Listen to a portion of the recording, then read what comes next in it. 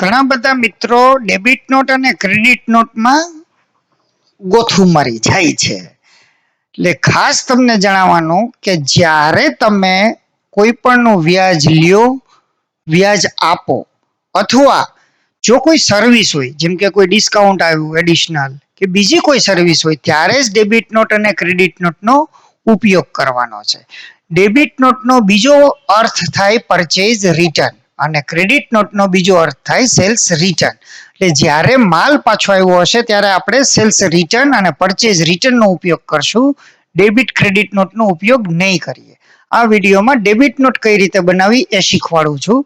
Debit not બનાવવા માટે સૌથી પહેલા ડેબિટ નોટ ઉપર ક્લિક કરો, ન્યૂ કરો અને એન્ટર મારશો એટલે તમને અહીંયા ડેબિટ નોટની નંબરની બુક દેખાશે, 61 નંબરની બુક. 61 નંબરની ડેબિટ નોટની બુક લ્યો.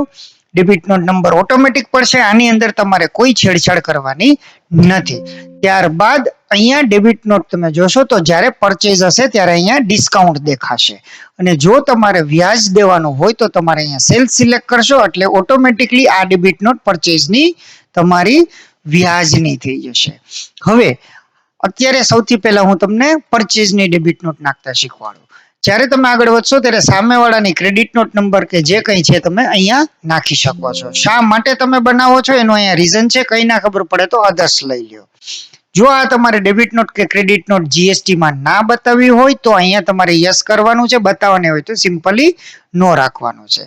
અહીંયા જે પાર્ટીની આપણે ડેબિટ નોટ બનાવી હશે, દાખલા તરીકે મારે આ પાર્ટીની બનાવી છે તો હું આ પાર્ટી સિલેક્ટ કરીશ. અને અહીંયા ઘણા બધા કન્ફ્યુઝન થાય છે કે ભાઈ ડેબિટ નોટમાં સામેનું ખાતું કયું રાખવું. તો બધા લોકોને ખાસ કહી દેવાનું કે જ્યારે તમે પરચેઝ રિટર્ન નાખતા હોય ત્યારે તમે જે બુકમાંથી પરચેઝ કર્યું હોય, અહીંયા તમે જ્યારે ન્યૂ કરશો તો તમને અહીંયા પરચેઝની બુકો દેખાશે. એ જે પરચેઝની બુકમાંથી રિટર્ન કર્યું હોય એ અને માત્ર એ જ પરચેઝ રિટર્નની બુક તમારે અહીંયા લેવાની છે. લેટ્સ સે મારું પરચેઝ રિટર્ન છે એટલે હું અહીંયા પરચેઝ જેમાં કર્યું છે, લેટ્સ સે યાન પરચેઝ કર્યું છે તો હું યાન પરચેઝ જીએસટીની બુક અહીંયા લઈશ. હવે એનો જે બિલ નંબર હું એન્ટર મારીશ એટલે બિલ નંબર આવશે. બિલ નંબર મારે સિલેક્ટ ના કરવો હોય તો મારે જે ડિસ્કાઉન્ટ આવ્યું છે હું અહીંયા ડિસ્કાઉન્ટ નાખીશ, મારે જે રિમાર્ક્સ લખવું છે હું અહીંયા લખીશ અને એન્ટર મારીશ.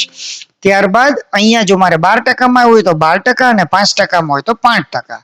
આ બધી આઈટમો તો જ ખુલશે કે તમે આઈટમ માસ્ટરની અંદર આ બધી આઈટમો નાખેલી હશે. અને પ્લસ જે આ આઈટમ માસ્ટરમાં નહીં નાખેલી હોય તો અહીંયા દેખાશે નહીં.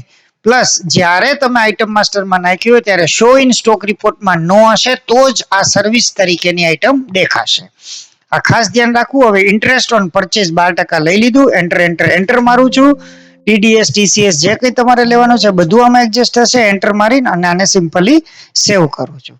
હવે લેટ્સ સે કે આની અંદર વ્યાજ આવ્યું તો જ્યારે વ્યાજ આવશે ત્યારે હું પરચેઝ રિટર્ન કે ડેબિટ નોટ નાખવા બેસીશ ત્યારે ન્યૂ કરીને જે કંઈ નંબર આવતો હશે કરીશ. હવે હું વ્યાજ આપવા માંગુ છું એટલે હું અહીંયા સેલ્સ સિલેક્ટ કરીશ. હવે અહીંયા ફરીથી એમનો સામેવાળાનો નંબર નાખીશ અને પાર્ટીની અંદર હું પાર્ટી સિલેક્ટ કરીશ. તો હવે મારે સેલ્સ ઉપર વ્યાજ દેવાનું છે એટલે મને અહીંયા બધી સેલ્સની પાર્ટીઓ દેખાશે. લેટ્સ સે મારે આ પાર્ટીને આપવું છે કે કોઈ પણ એક પાર્ટીને આપવું છે તો હું અહીંયા સિલેક્ટ કરીશ. હવે અહીંયા કઈ બુક નાખવી તો ખાસ યાદ રાખજો, જ્યારે તમે અહીંયા સેલ્સ સિલેક્ટ કરો ત્યારે તમારે સેલ્સની જ બુક સિલેક્ટ કરવાની છે, લેટ્સ સે સારી સેલ્સ. અને જ્યારે પરચેઝ નાખો, પરચેઝનું કામ કરતા હોય તો પરચેઝની બુક સિલેક્ટ કરવાની છે.